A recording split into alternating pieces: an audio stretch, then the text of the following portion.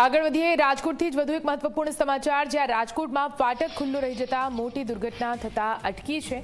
Railway ક્રોસિંગનું ફાટક બંધ ન કરવામાં આવ્યું, ટ્રેન પહોંચી ગઈ। ટ્રેનના પાયલટની સમય સૂચકતાના કારણે અકસ્માત અટક્યો।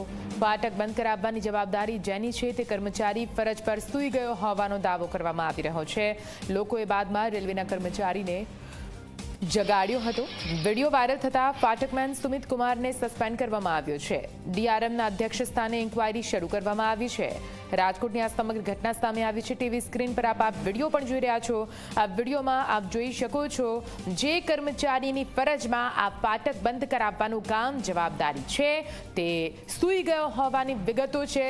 એટલે કે ટ્રેન અહીંયાથી પસાર થઈ જાત અને મોટી દુર્ઘટના ઘટી જાત, પણ છતાં પણ આ કર્મચારી સૂતેલો રહે। જો કે પાયલટની સમય સૂચકતાના કારણે ટ્રેન અહીંયાથી પસાર થઈ એ વખતે તેને ત્યાં જ રોકી દેવામાં આવી, જેના કારણે મોટી દુર્ઘટના અટકી છે।